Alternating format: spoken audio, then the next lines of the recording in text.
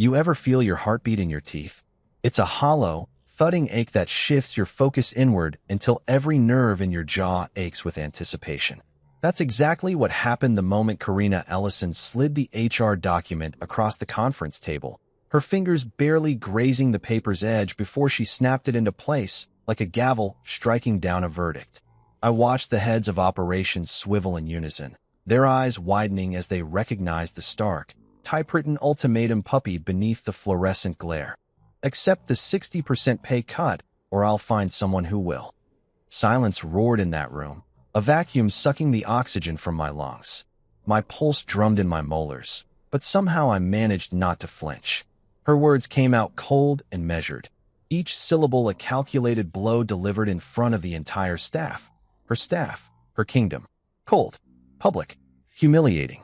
Karina's voice never wavered, never dipped into hesitation. She didn't need to.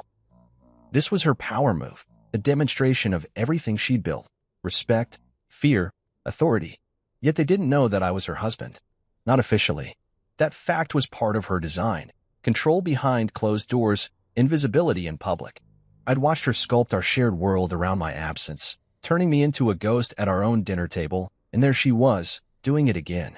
I kept my face neutral, my posture relaxed, though beneath the surface I was raw with outrage. My mind raced through every memory: late nights drafting our first client proposal, the triumph when we closed that Series A round, the way we used to steal kisses in the stairwell before deadlines swallowed us whole. Back then, we were equals, partners. Now, here I stood as collateral, evidence of her ruthless ascent. When her gaze flicked to me, calm, imperious, I responded with a measured, "I'll need 24 hours to consider."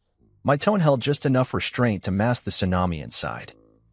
Every eye in the room bore into me, assessing, waiting for a sign of weakness. They didn't understand. None of them knew I'd once been her confidant, her co-conspirator in every late-night brainstorming session. They saw a colleague, maybe an underperforming executive whose time had passed. They didn't see the husband she dismantled piece by piece, the man who had supported her climb to the top while she sharpened her claws. But now, as I watched my words echo against the glass walls, I felt a quiet shift inside, the cracking of something I thought was unbreakable. Something in me broke in that moment, too. Karina's lips twitched, almost a smile. She stood, smoothing the lapels of her tailored blazer, and announced the meeting was adjourned. Around me, chairs scraped back, and a low murmur rippled through the room as colleagues gathered their briefcases and coffee cups. I didn't move. I watched them file past, their conversations hushed, as if they were afraid to disturb the moment's aftermath. Their shocked glances cut sharper than any blade. I allowed myself a slow breath before packing my laptop and notes, every motion deliberate, like a man who wants to show he still controls his own destiny, even if only in that small gesture. When I finally stepped out into the hallway, the corridor lights felt harsh and accusing.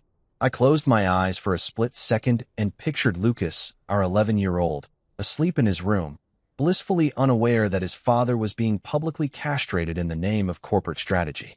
There was anger, yes, but beneath it was a deeper tremor of betrayal, an ache for the life we once shared, for the partnership I believed we had. Yet I knew that path had closed the moment she chose to humiliate me in front of people who would never care if I existed or not. I descended the elevator, pressing the lobby button with an almost violent snap, and as the doors opened, I realized I couldn't go home, not yet. I wasn't ready to face her tonight, to pretend everything was normal over dinner. I ducked into the stairwell instead, my footsteps echoing on concrete, and leaned against the cool wall. My fingers itched for my phone, but I resisted. Instead, I focused on steadying my breath, grounding myself in the moment. I replayed her words, the way she looked at me with that flicker of triumph in her eyes. I'll find someone who will. Someone who would take my place, who would be grateful for scraps. But that wasn't me anymore. The man who sat in that boardroom didn't tremble under her gaze. He didn't cower. He met her challenge with a request for time, a luxury she rarely afforded herself or anyone else. In that request, I felt the spark of something else, hope. Not hope for reconciliation, but hope for escape and reinvention.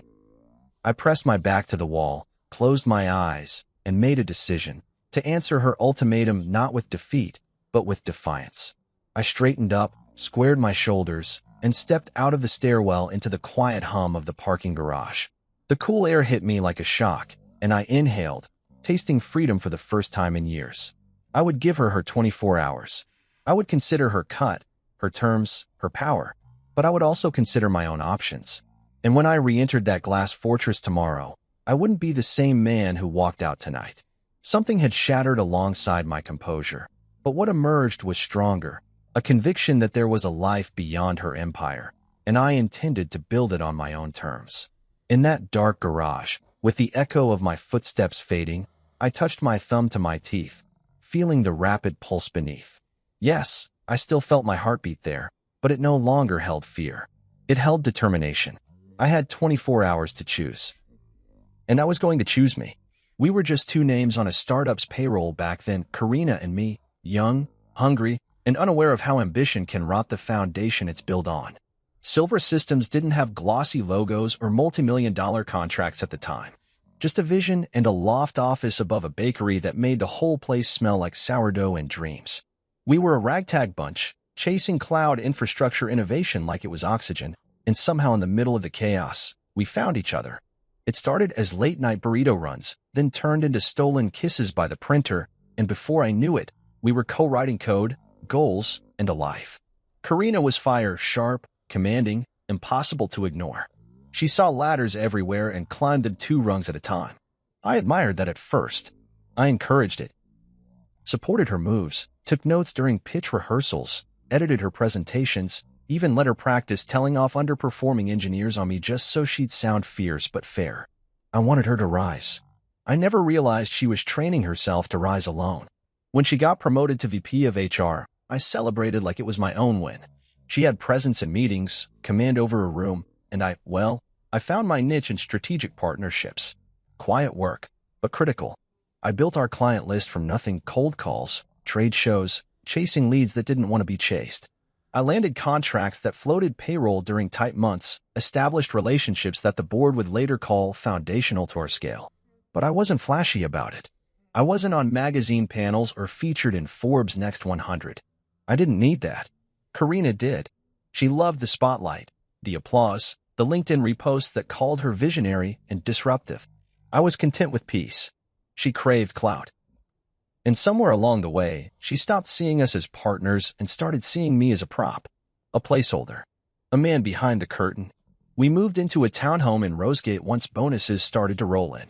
I remember the first night there, standing in the kitchen while Lucas napped upstairs, and she walked in wearing her silver-branded fleece, eyes sparkling from a company-wide presentation she'd just delivered. "We're building something huge," she whispered, arms wrapping around my waist. Together. I believed her. Foolishly. Because even then, the cracks had begun. She didn't ask how my meetings went anymore. She missed dinner twice a week for executive strategy calls and slowly replaced our shared calendar with her own. Our conversations drifted from personal to professional and then stopped altogether. At work, she stopped looking at me like I was her person. She looked at me like an asset, useful, but expendable. I should have spoken up. Should have pulled the ripcord when I started noticing the small humiliations, the time she corrected my report in front of the junior staff instead of waiting till we got home, or when she forgot to loop me in on a major contract negotiation even though the client had been mine. But I didn't. I told myself it was temporary, that the pressure would ease, that she'd remember we were on the same team. That boardroom meeting proved otherwise. After she slid that document across the table, with its ice-cold demand for a 60% pay cut and a threat of replacement, I replayed every compromise I'd ever made for her, every sacrifice that now sat neatly buried under her empire. This wasn't a moment of miscommunication. This was who she had become, and who she expected me to become: silent, compliant, replaceable. I drove home that day on autopilot, gripping the steering wheel tighter than necessary, the taste of humiliation still sour in my mouth. Our neighborhood looked too pristine, too polished for what I was feeling, like reality refused to match the storm inside me. I pulled into the driveway and just sat there for a moment, engine idling, watching the soft glow of our living room lamp filter through the blinds. When I stepped inside, Lucas was on the floor building a Lego version of something that looked like Silver's office. He looked up and smiled. "Mom said you were in a big meeting." He didn't know. He couldn't. And that innocence punched me harder than anything she'd said. Karina was in the kitchen, heating something in the microwave. She didn't turn around. "Hey," she said, casual. like she hadn't tried to publicly amputate my career just a few hours earlier. I wanted to shout, to demand an explanation. But instead, I stared at her back, at the way she moved with such certainty, like her world was untouched by the damage she left in mine. "You ambushed me today," I said finally. She paused. "Barely." Then she turned, arms crossed. "It wasn't personal. It was a strategic decision. You did it in front of them," I said, voice low. "Their staff." "Not family," she replied, coolly. "They don't know we're married. They don't need to." I blinked. "You think that makes it better?" She shrugged. "I made a call. It's not about you." And that's when I knew. It wasn't about me, not anymore. Not for a long time. I had been riding shotgun in a car she was driving straight off a cliff, and I'd been too loyal to jump out. I walked upstairs, past Lucas's drawings taped to the wall, past our wedding photo that still hung crooked on the hallway frame. I stood in our bedroom for a long time, looking at the life we built. The life she broke, one calculated decision at a time. That night, I didn't sleep. I watched the ceiling shift from shadow to sunlight and felt the weight of something final settle into my bones. I wasn't angry anymore. I was awake. By morning, I wasn't the man who used to quietly protect her legacy. I was the man she underestimated, and I was done waiting for her to remember what we built. I was going to build something better. Without her, I couldn't stop replaying the scene. Karina's voice sharp, cold, like a blade across the back of my neck. The way the others looked at me as she did it, some with pity, some with silent relief that they weren't the target. The tap of her pen after the ultimatum. The stillness in the room as I said I needed 24 hours. And now, alone in my car, I sat parked outside our home with the engine off, fingers still gripping the wheel like I was waiting for something to crash. The house was dark except for the small porch light that flickered every few seconds, casting shadows across the front yard like ghosts pacing the grass. I didn't move. I stared at the windshield, my reflection faint in the glass. I didn't know who I saw anymore. Husband, father, employee, target. And now, maybe something else entirely, something I hadn't felt in a long time, unshackled. Humiliation has a strange way of stripping things clean. You stop making excuses. You stop lying to yourself. You see things plain. Eventually, I stepped out and quietly made my way into the house. Lucas was asleep, his door cracked open just enough for the glow of his nightlight to seep through. I paused, peeking inside. He had fallen asleep with a drawing clutched in one hand, crayons scattered across his bed. I stepped in softly, eased the paper from his fingers. It was a family drawing, him in the center, Karina on the right, our dog that died 2 years ago on the left. Me? I wasn't there. Just a smudge where another figure might have gone, erased with a careless pink thumb. Maybe I'd missed too many breakfasts, too many games. Maybe I'd made myself invisible. Or maybe I'd been made that way. I tucked the sheet on his nightstand and walked to my office downstairs. The walls were still lined with client folders, pitch decks, hand-drawn org charts from when Silvera was nothing more than a desperate group of tech optimists trying to outthink Amazon. I'd built our strategic arm from scratch. Courted clients no one else could get close to. Held on to relationships like they were rope bridges. And now? A 60% pay cut for the man who brought in a third of the company's recurring revenue. Loyalty was a currency I spent far too generously. I opened my laptop. The company org chart still sat open in a pinned tab from earlier that afternoon. My name, now attached to a strange new title, Special Consultant. It felt like a severance in disguise. I stared at it for a full minute before closing the tab. Then I opened a new one and typed 4 words, Kortnick Systems career page. Kortnick. The name had always lingered like a whisper in Silvera's corridors. Our top competitor. Sleeker, louder, better funded. They tried poaching me 3 times before, always dangling better pay, better titles, faster tracks. And I turned them down each time for loyalty, for principle, for Karina. Never again. I bypassed their careers page and pulled up my contacts instead. Jared Ortega. The name brought back a flood of memories. He'd been an intern on my team a decade ago, fresh out of grad school with more ideas than tact. I mentored him, taught him how to pitch without sounding like he was begging, showed him how to read a room. We'd lost touch when he left for Kortnick 5 years back. Now he was VP of Strategic Growth. I stared at his name for a beat longer. My mouse hovered over a message. I clicked. Jared. Long time. Hope you're well. I'd like to discuss something important. Are you available this week for a quick conversation? I hit send. Closed the tab. and stared into the quiet darkness. For minutes later, I heard the ping. I leaned forward and opened it. Marcus. Damn, I hoped this day would come. You free tomorrow morning? Early. I stared at the message. My thumb hovered over the keyboard. For the first time in a long time, I smiled. Something real, not rehearsed or diplomatic. Name the place, I replied. We settled on Rosegate Diner. 6:30 a.m. That was Jared. Early, eager, efficient. I leaned back in my chair and exhaled, my fingers tingling with a sensation I hadn't felt in over a year. Possibility. Not in a vague, someday kind of way. But right now, like someone had just cracked open the window in a room where I'd been suffocating. Down the hall, I heard the muffled clatter of Karina moving in the kitchen, probably preparing her overnight oats or one of her nutrient smoothies with all the silent confidence of someone who had never been challenged. I didn't go to her. I didn't say a word. I powered down my laptop and went upstairs, stepping past the photos on the wall, vacations, awards dinners, Lucas's first birthday party. All curated moments, all frozen in time. In our bedroom, Karina was already in bed, a book on her lap. She looked up but said nothing, just returned to her reading like I was a coat on a rack, something she kept around but no longer noticed. I changed in silence, slid into bed without brushing against her, stared at the ceiling, heart still echoing against my ribs. She didn't ask about the meeting. She didn't ask how I felt. She never did. And tomorrow, I would meet with the man she once laughed off as junior talent. I would sit across from someone who remembered what I taught him, not just about business, but about loyalty and grit. And I would listen to what he had to offer, not out of desperation, but with intent. I'd given Silvra everything. I gave her everything. Now, it was time to give something back to myself. Across the bridge, a new chapter was waiting. And this time, I would walk in with both eyes open. The Rosegate Diner hadn't changed since I'd last been there 5 years ago. Same cracked leather booths, same flickering neon sign above the counter, and the same waitress, Gloria, who moved like she had owned the place long before the actual owner ever signed a lease. It was the kind of place people came to disappear into routine. But that morning, before the sun even touched the rooftops, I wasn't here for routine. I was here to end one chapter and begin another. Jared was already seated when I walked in, grinning like a man who'd just found a winning lottery ticket. He stood up to hug me. Marcus, he said, slapping me on the back. I swear, I've pictured this moment more times than I'd admit to HR.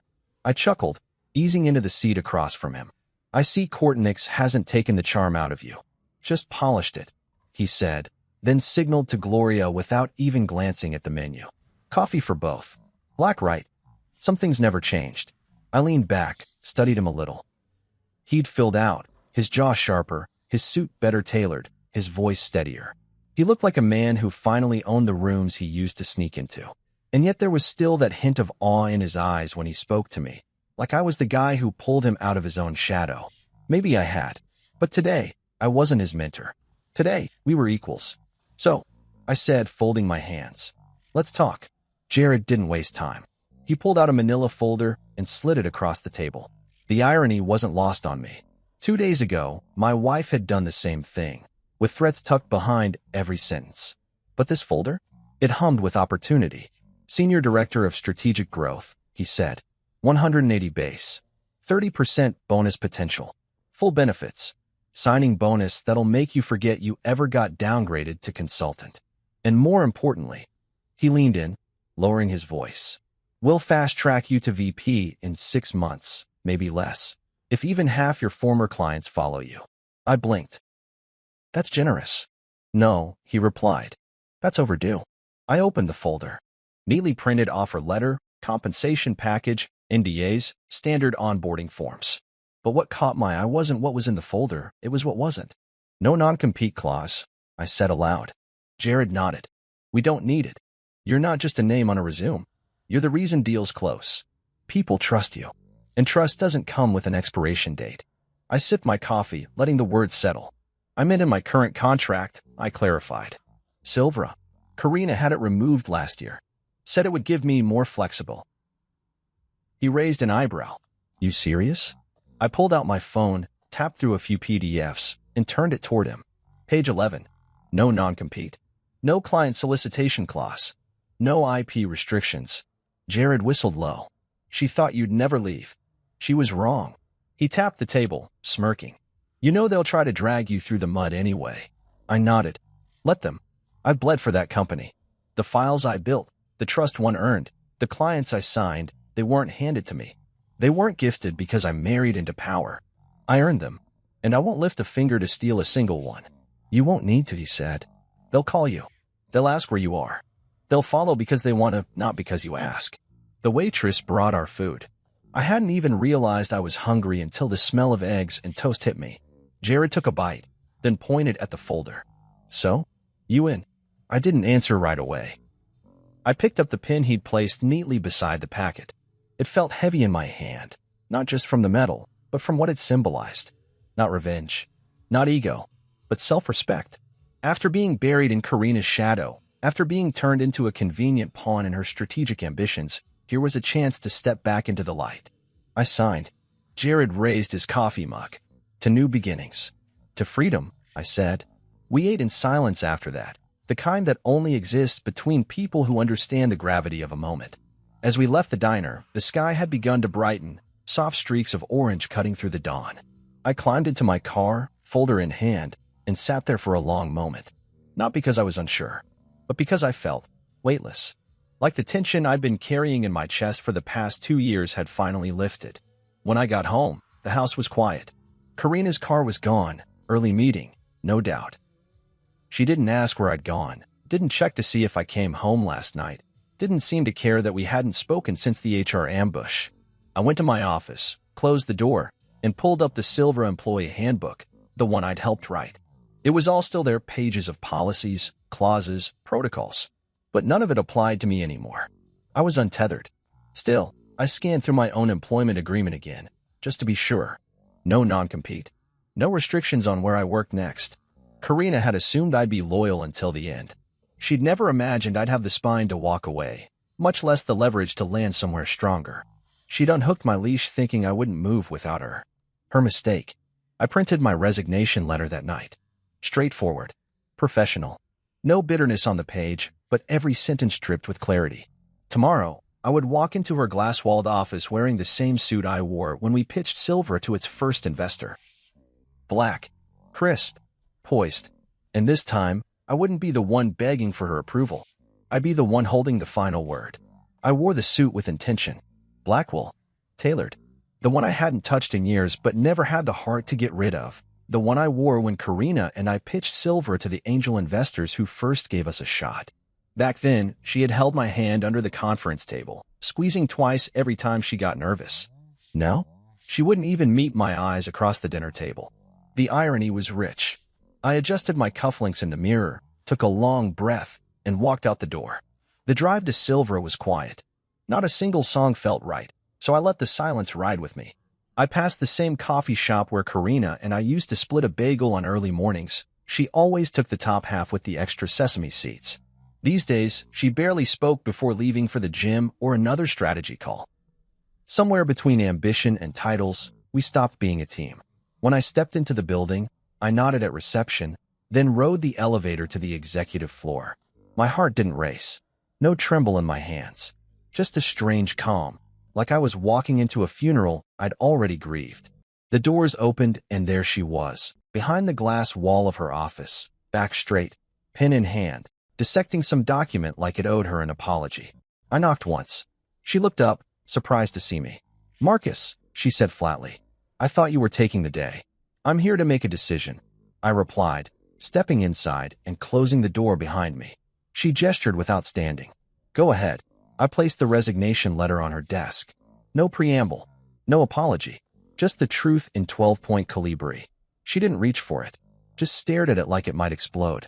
Then she leaned back in her chair, arms crossing slowly. You're making a mistake, she said. No, I replied. I'm making a choice. There was a flicker behind her eyes. Surprise, maybe, or something closer to irritation. She wasn't used to being challenged, especially not by me. You're walking away from 14 years, she said. I nodded. 14 years where I made this company millions. 14 years where I stayed loyal even when it cost me time with my son, cost me my peace. Her tone hardened. You're not going to find another role in this market at your level. Not with your compensation expectations. Not with this economy. I smiled then. Just a little. Actually, I already have. That made her blink. Just for a second. The mask cracked. Where? Kortenix, I said. Calm. Direct. And there it was, the moment she lost control. Her body went rigid. Her fingers curled around the edge of the desk like she was holding onto the ground beneath her. Kortenix, she repeated, as if the name itself was a betrayal. They offered what I'm worth. What I should have been worth here. Her voice dropped. You do realize we'll sue. I reached into my leather folder and dropped the Kortenix offer letter beside my resignation. No non-compete. No IP conflicts. No client solicitation. You forgot to protect the one person you thought would never leave. The silence was heavy. She flipped through the Kortenix contract, her eyes scanning the terms. I watched her lips press into a thin line.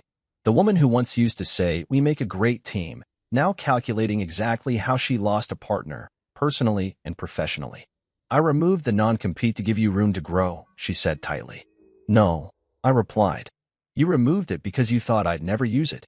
Her jaw clenched. I was loyal to a fault, I continued. I passed on offers. Sat through your meetings where I was invisible. Took the back seat so you could shine. I never wanted to be the face. But when you humiliated me in front of your team, our team, you made something very clear. I don't belong here anymore. And I'm done pretending I do. She stood, finally, as if height would help her reclaim authority. This will damage our reputation. No, I said. It will damage yours. For a beat, we stood there in silence. Two people who once built something side by side, now on opposite sides of a war neither of us declared out loud. The room felt colder than I remembered. More clinical. Less ours. I built this company, she said quietly. So did I replied. And now I'm building something else. There was a finality in the way I said it. Her mouth opened slightly, then closed. I could tell she wanted to say more, but there was nothing left that could undo what had already been broken. I turned to leave. Marcus, she called just as I reached the door. I paused, hand on the knob. Why now, she asked. Her voice wasn't demanding anymore. It was something closer to human. I looked back at her. The woman who used to dance barefoot in our living room, who once whispered her dreams against my collarbone, who used to believe in us. Because yesterday, I said, I realized I've spent too long being loyal to someone who stopped being loyal to me. Then I opened the door and stepped out. By the time I reached my office, news had already started to ripple through the floor. Devin from legal gave me a long, unreadable look. Maria from finance stood near the coffee machine, eyes glassy. I gave her a nod. She smiled weakly and mouthed, "Thank you." I packed my things in silence. A few folders. My son's crayon drawing of a rocket ship. A coffee mug that said, "Do the work." I left the framed picture of Karina and me at last year's gala in the drawer. That wasn't a memory I needed anymore. HR pinged me before I could head out. We'll coordinate your exit documents, the email said. Please wait for security to escort you per protocol. Security. After all I'd done, after all I gave. This was how it ended. Like a threat. Like a liability. I waited. Calm. Unbothered. I didn't want a scene. I didn't need one. The security guard was polite, almost apologetic. Just protocol, Mr. Ellison, he muttered. I nodded. Of course. As we walked through the corridor, I could feel eyes on me. Colleagues trying to look busy. Screens flickering with pretend work. No one spoke, but everyone watched. And then I stepped through the glass doors of silver one final time. No announcement. No applause. Just quiet shoes on tile and a gust of wind as the doors shut behind me. But I didn't look back. Not once. The air outside Silver's building was different. Not just cooler, but freer, like the kind of breeze that lets you know you've just walked away from a fire and survived. I stood on the steps for a few seconds longer than I needed to, holding the box of my things in one arm, my resignation confirmation envelope in the other. It was strange how light it all felt. After 14 years of loyalty, I expected the weight of regret, the tug of nostalgia. Instead, I felt nothing but clarity. Devin from legal had sent me a one-line Slack message an hour before. Do you want a quiet exit strategy? I declined without hesitation. I didn't need fanfare, but I wasn't going to slink out the back door like I'd been caught stealing office supplies. I wanted them to see me leave, to feel the ripple of it. Maria from finance had been crying. She didn't say much, just hugged me fiercely and whispered. She didn't have to do it like that. She meant Karina. Everyone did. They'd seen her play her hand, wield her power in that conference room not like a leader, but like a tyrant marking her territory. And now that I was gone, they'd be watching her even more closely, waiting to see who'd be next. The security escort wasn't even necessary, but protocol demanded it. For senior staff, they claimed. What they meant was, for those whose exits hurt the bottom line. The guard walked quietly beside me, eyes fixed ahead. When we reached the elevator, he pressed the button, stepped back. I glanced at him. "You draw the short straw?" I asked. He gave a half-smile.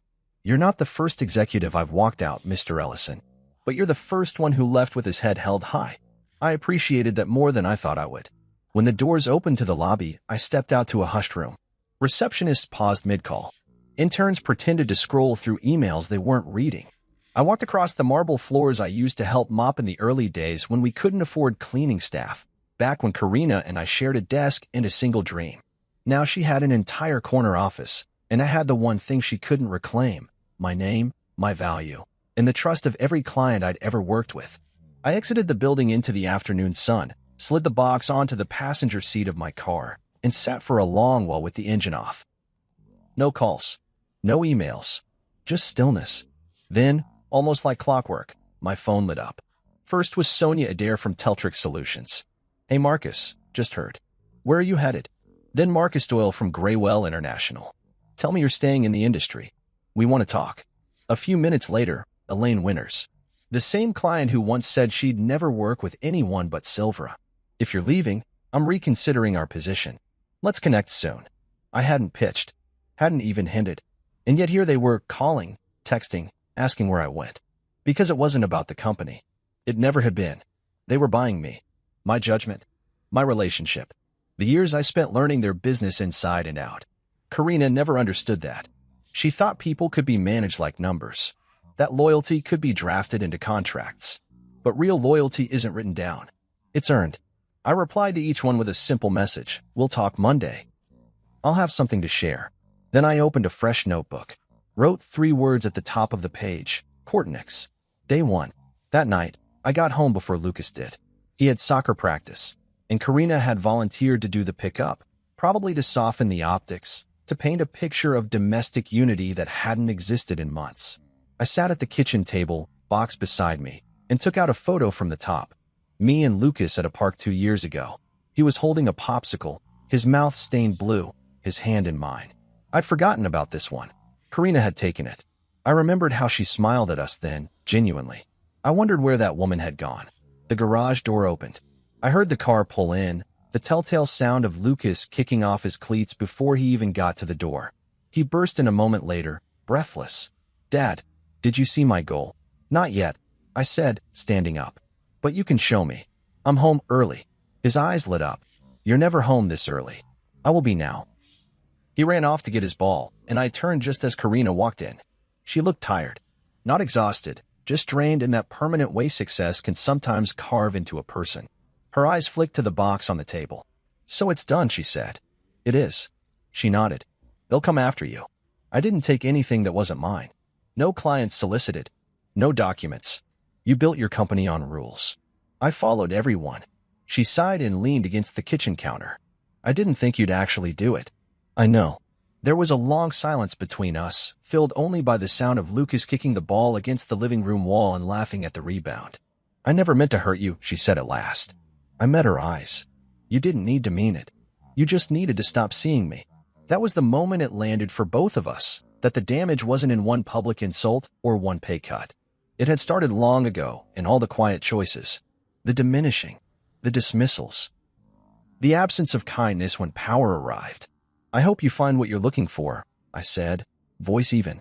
She nodded once and stepped past me into the living room. I didn't follow. Later that night, after Lucas was asleep, I emailed Jared. All 4 clients reached out.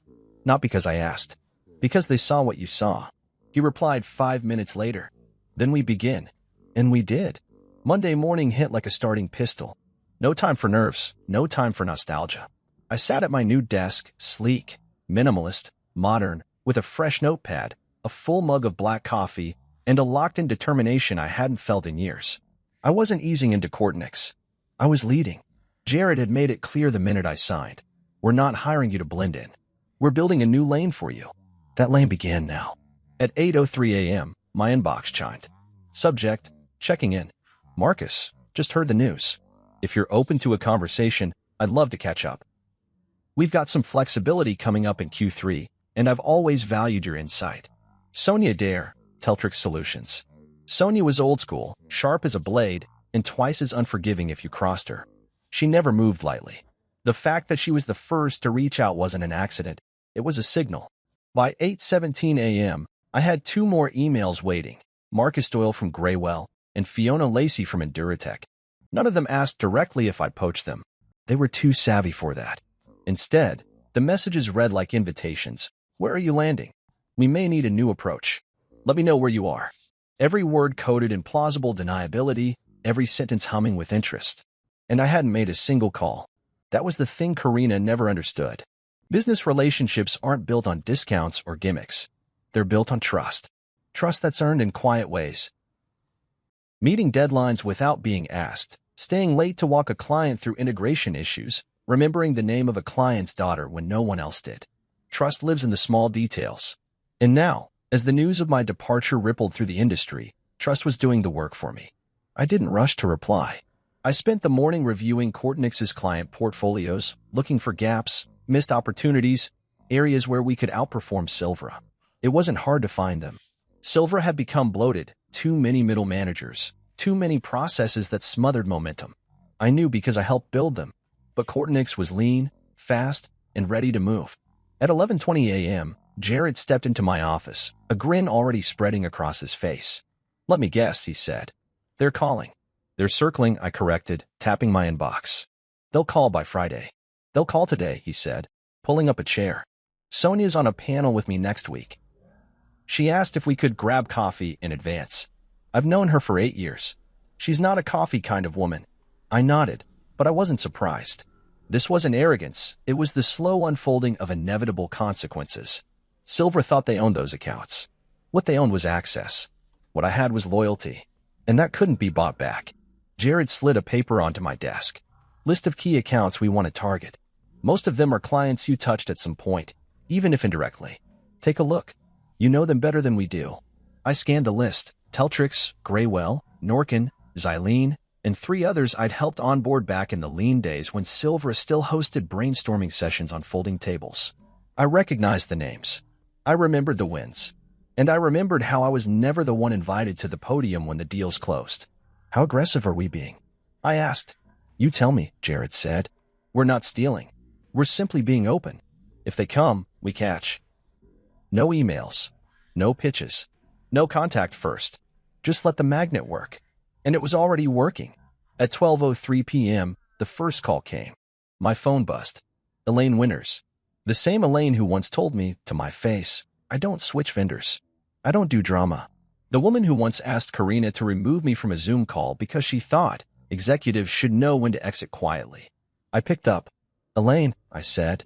Marcus, she replied, her tone cool but curious. You landed somewhere yet? I have. Courtnix. Yes. There was a pause. Good. I've been waiting for a reason. A reason. That's what I had become, a reason to reevaluate, to reconsider, to realign. We talked for 6 minutes. She asked questions about Courtnix's roadmap, stability, ethics. I answered clearly, honestly, with no attempts to sell her. When we hung up, I didn't press. I didn't follow up. I didn't need to.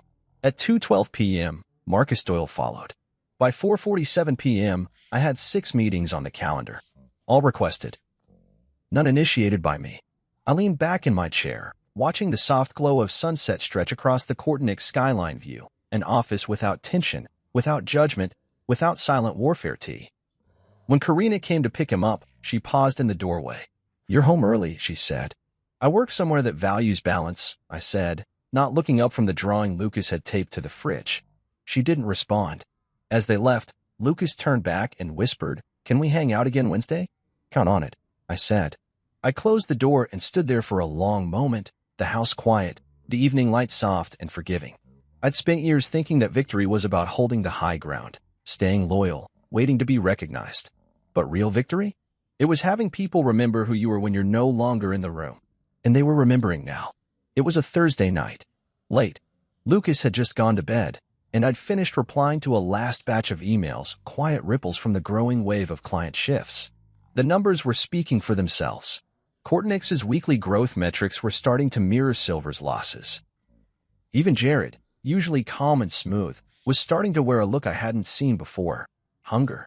The kind of hunger that came from watching years of waiting finally start to bear fruit. I just set my phone down when it rang, an unknown number, local area code. I stared at the screen for a second before answering. "Marcus Ellison," I said. There was a pause. Then, "Marcus, it's Harlan Royce, the CEO of Silver Systems." I stood without realizing it, one hand bracing the edge of the kitchen island. I hadn't heard his voice in months. Even when I was still with the company, Harlan was one of those appear once a quarter leaders, only visible when there were cameras or crises. Apparently, this was both. "Evening, Harlan," I said evenly. "Didn't expect to hear from you." "I'd like to speak man-to-man," he began, his tone diplomatic, controlled. I could practically hear the legal department sitting behind him, nodding silently. "All right," I replied, walking to the living room window. "I'm listening. This situation with your departure, it's escalating more than we anticipated." "I didn't escalate anything. That's not what I meant." He cleared his throat. "You've built strong relationships over the years, and we recognize that. But the client shifts we've seen recently are the result of trust," I cut in. "Trust you let your head of people publicly destroy." He was quiet for a beat. Then he continued, measured. "We'd like to offer you a revised package. New title, senior partner, equity, full reinstatement. We can undo what was done." I almost laughed. Not out of disrespect, but disbelief. The man who once told a boardroom that I was foundational, but not irreplaceable, now wanted to reverse course because he finally understood that foundation didn't mean invisible. It meant essential. "You're too late," I said. "Think about your family," he said softly. I looked down the hallway, where Lucas's nightlight glowed under the doorframe. "I have," I replied. I thought about my son asking why his mother yelled at me in front of the entire staff. I thought about the mornings he saw me leave before sunrise and come back after dark. I thought about the way he stopped drawing me in family portraits because I was always at work. "Marcus, I gave everything to Silvera," I continued. "I built departments from scratch, held clients when your systems were failing, brought in the kinds of contracts that paid for Karina's entire HR restructuring. And when I needed dignity, just dignity, you gave me silence. Until the numbers dropped. We didn't realize. You didn't care," I said, sharper now. "And now that the market's reacting, I'm suddenly valuable again? That's not how it works." There was a long pause on the other end. Then, finally, "Is there anything we can say to make this right?" I looked out the window, watching the streetlights flicker across the pavement. I thought about the peace I'd felt walking into Kortnick's each day. The respect in Jared's voice when he asked for my opinion. The way my calendar finally had room for my son. I thought about the meetings I'd had that week alone, 7 clients already transitioning, for more reviewing proposals, the new team I was mentoring, people who looked at me not as a relic, but as a leader. And I thought about Karina, who hadn't reached out once. Not to apologize, not to explain, not even to argue. "You can't make it right," I said, "because you let it go too far. And the worst part is, you probably still don't understand what you let her do to me. You didn't lose a name. You lost the one person who never asked for the spotlight, but held your brand together when everything else cracked."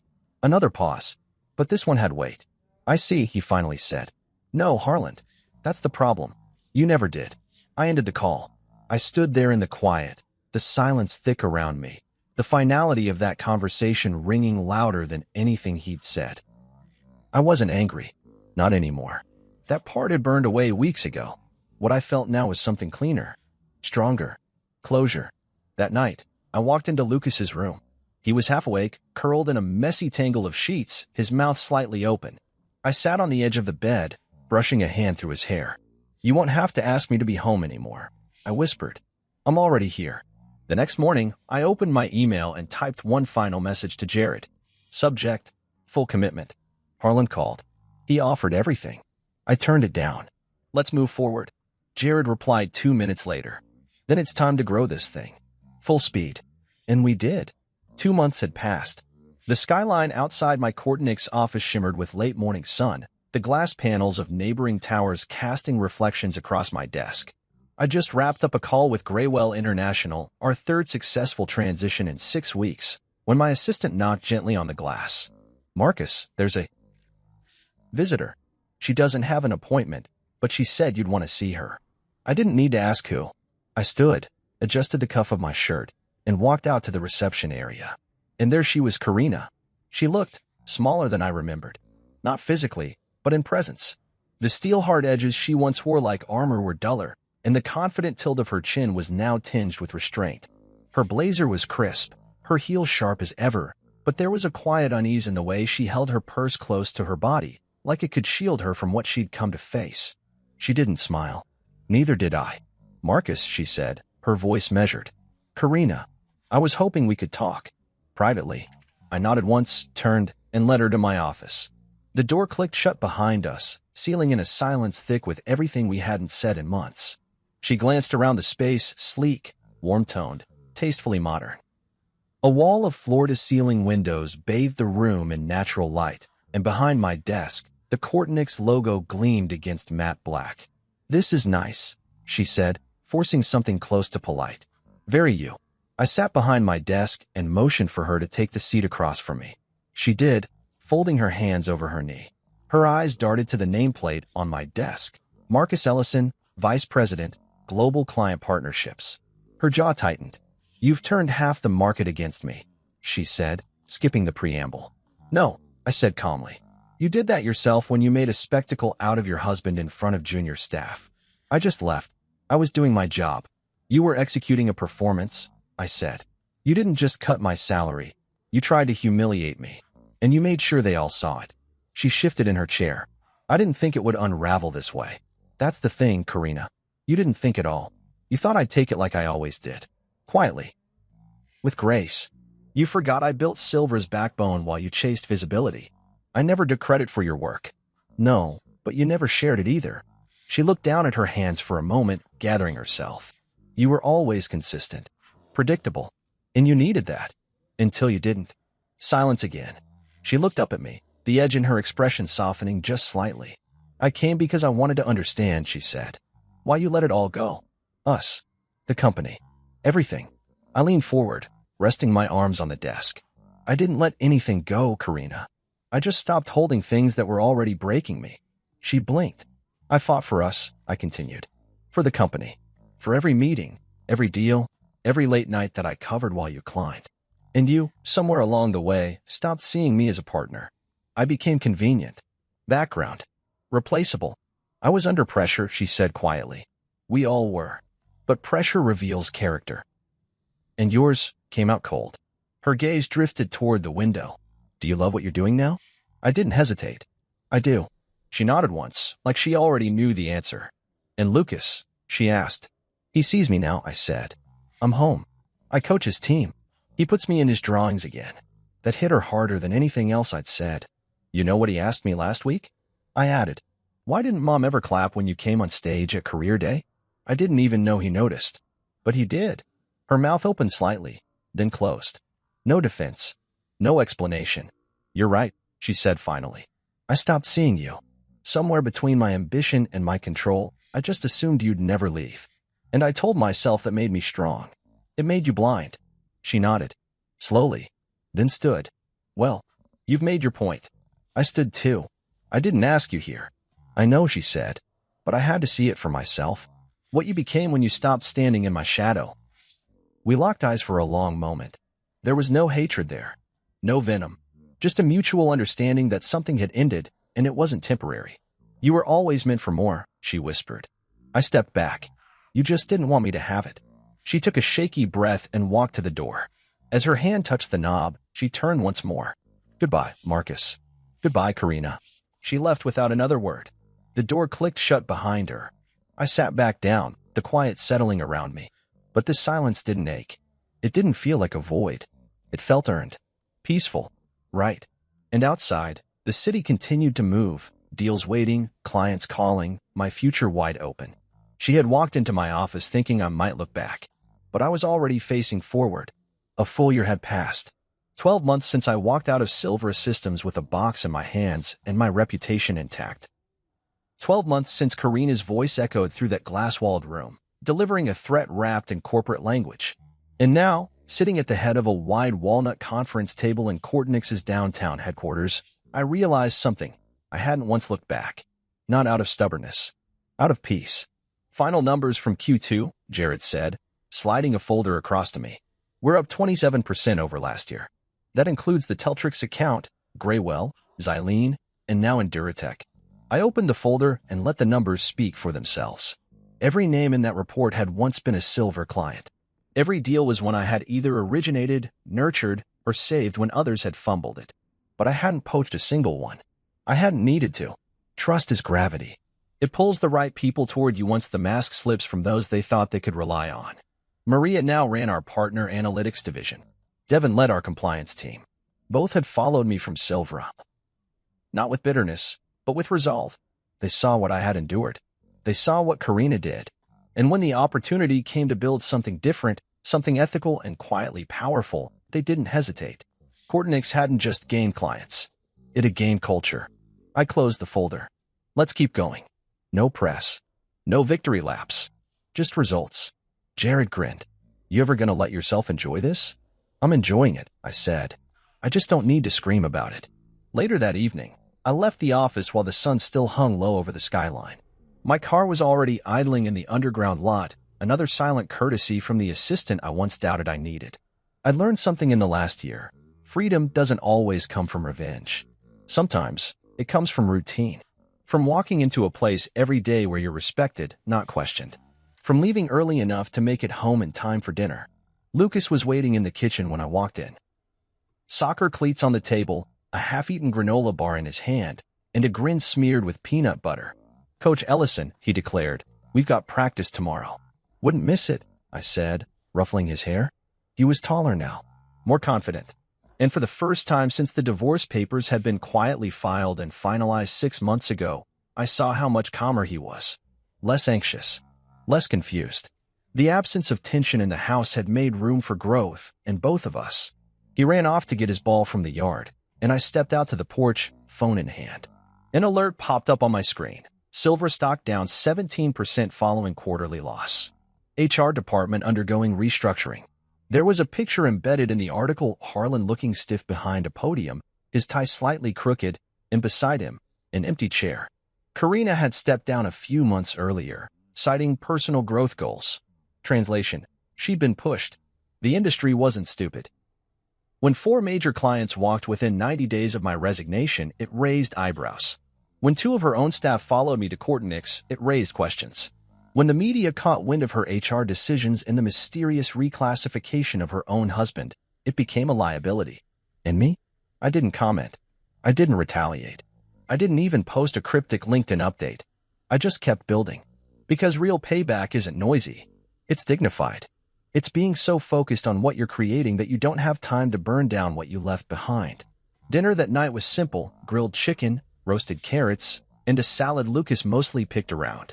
We laughed about a joke his coach told, and when he went to bed, I sat by the window with a glass of wine and the soft buzz of contentment settling around me.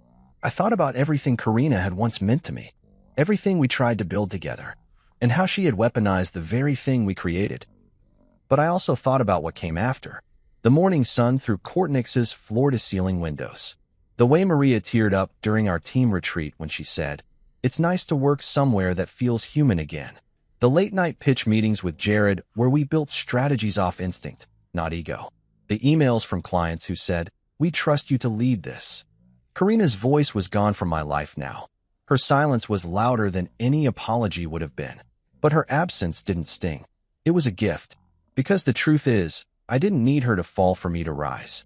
I didn't need Silvera to burn to prove I'd been fire all along.